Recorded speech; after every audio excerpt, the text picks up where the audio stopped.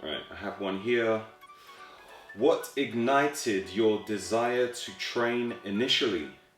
I think my first initial desire to train was when I used to sprint. When I was a kid, I had a great desire to sprint.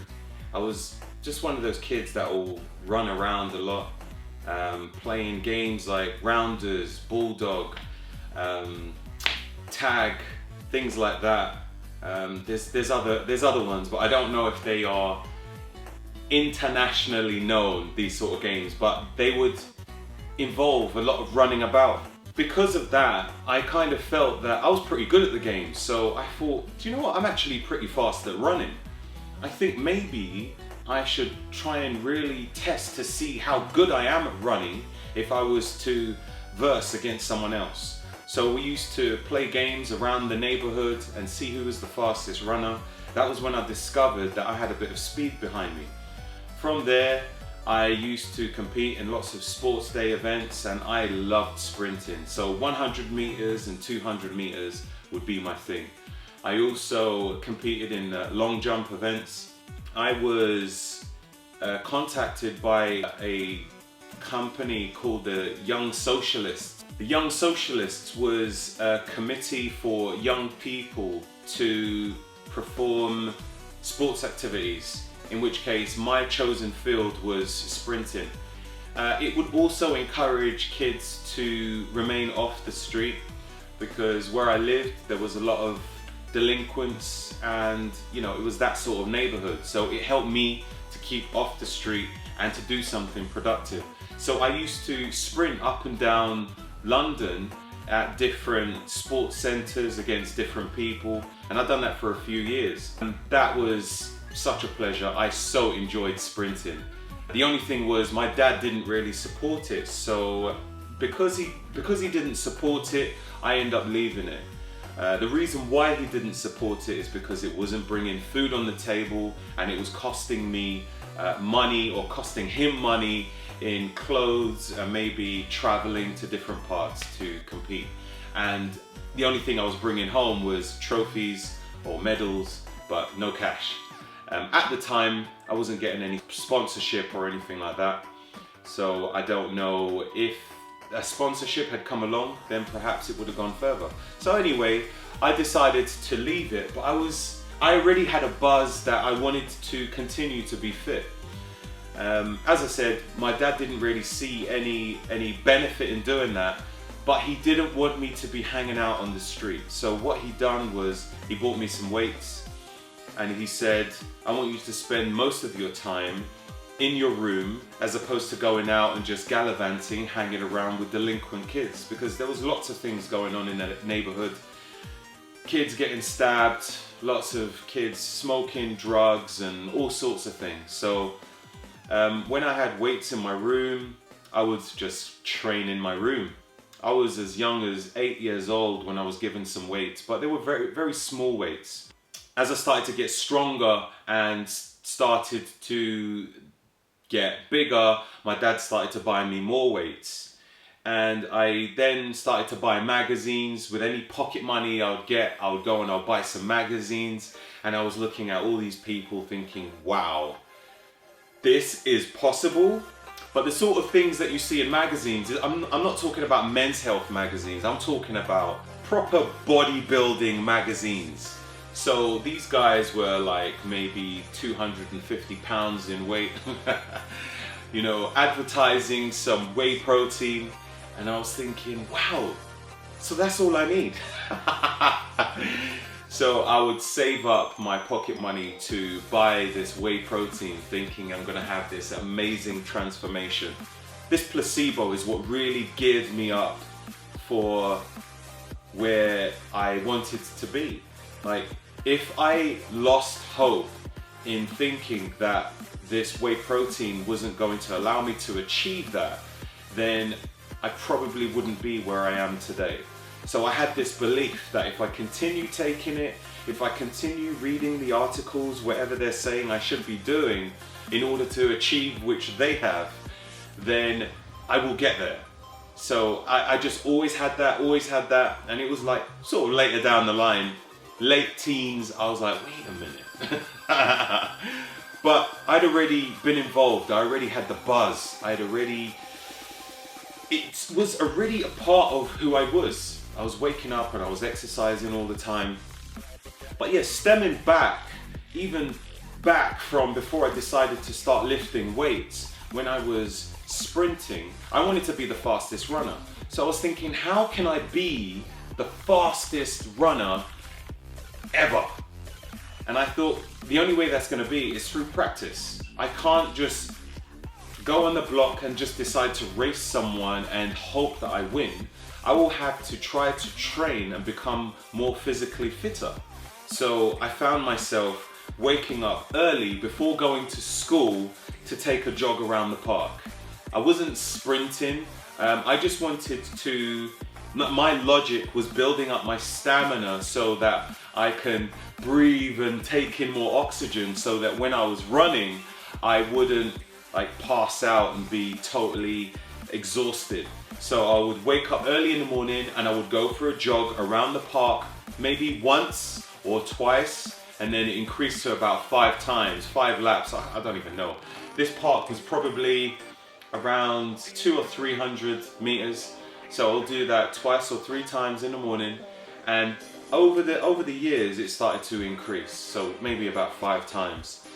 And then I used to do like minor little circuits and just dynamic exercises in the park to work on my movement.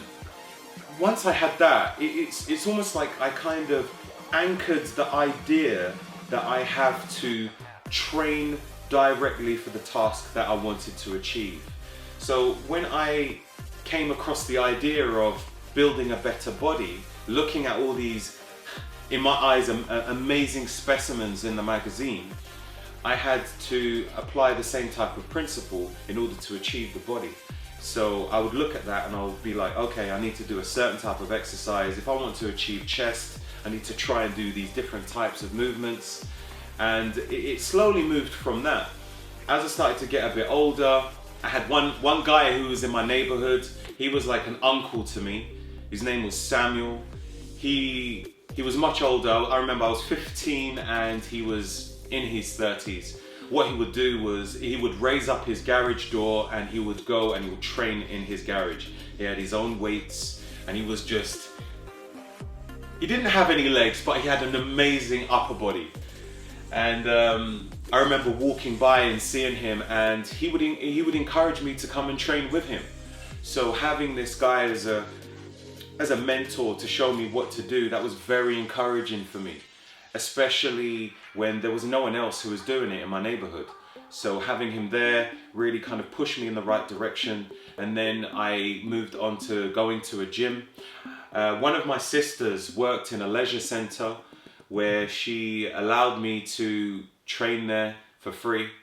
And that was a total blessing. To have a free membership at a gym, oh my gosh.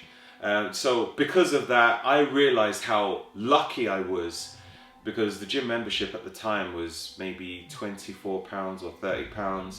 And for a kid, that's like, man, that's a lot of money. And my dad, he wasn't very optimistic when it came to giving me pocket money.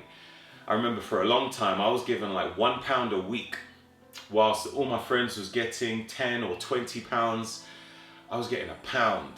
And then I think he increased it maybe to about £6 or something a week. That was through, I had to work for that as well, through labor. I had to do the gardening. I remember I had to plant seeds, do runner beans, tomatoes and potato. Yeah, it was crazy. Our garden was like an allotment. We had just vegetables just lined up in perfect order. I remember us creating little paths where you can walk across to plant the seeds and to dig up the vegetables. And I'd have to do that to earn my pocket money. My dad wouldn't just give it to me. I remember when I had to wipe down every single paintwork in the house for pocket money as well. And through that, I was able to buy multivitamins in Holland and Barrett, or go to GNC store to buy whey protein and any other types of supplements there. Yeah, it was hard times, but I was like, man, I need to achieve this body. Just the sheer fact that I can do this myself and I don't need to rely on anyone, apart from money that is, it was an amazing thing. It was like, I just kind of fell addicted to the hustle. So throughout the years, it was just moving from a leisure center into another type of gym, which was more kind of geared towards bodybuilding. So hanging around more bodybuilders to see exactly what they do as well. Because I was so tuned into fitness, I was all about, I wanted muscles, but I also wanted to be fit.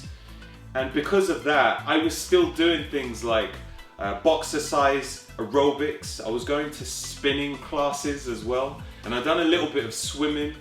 I was so intrigued about just keeping as fit as possible and having lots of muscles. But it was a struggle. Because of the amount of fuel that I was burning, I wasn't getting the muscles that I wanted until I actually stopped that and I just went into bodybuilding.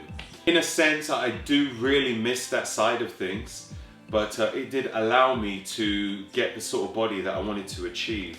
I think over time, I've needed to find different things to keep me engaged and motivated to train and always win, you know, to train and always achieve. Because without a goal, you're kind of hovering in the middle, you're just kind of coasting along. So for me, I've always tried to find different goals. Like if it was to try and move up a different weight class, how much weight can I achieve, and how I can perhaps develop my shoulders a bit more, or my back a bit more, my glutes. I remember my legs was really poor at one stage. What's funny was my legs was better than my upper body, because when I used to sprint, I used to squat to try and develop the strength in my legs. And I wasn't really training my upper body that much. Looking closely, you'll be able to see the stretch marks on my legs, which I achieved from just an early age. When I started to focus on an overall aesthetic body, that was when I was like, okay, I need to work on the upper body. And then my legs slowly went down because I was focusing it was almost like I missed so many years of training my upper body that I needed some catch up to do. And then I was like, okay, I need to create a balance here. And then I started to train both, and then it all kind of fit almost perfectly the way I wanted it to. I think what's important for anyone, if you want to be physically fit, it's all well and good. But if you are looking to be fit and continually be fit, you're not going to continually be fit if you do the same thing all the time. You're not going to challenge yourself. You're just going to be coasting. So what was once difficult is not going to be difficult. So your body's not going to evolve to get better. So slowly, if you're not careful, you could end up deteriorated. So always place the bar many steps ahead so that you are constantly chasing to get there. I think that's what's worked for me over the years, and I'm currently setting new goals to see where I'll be in the future.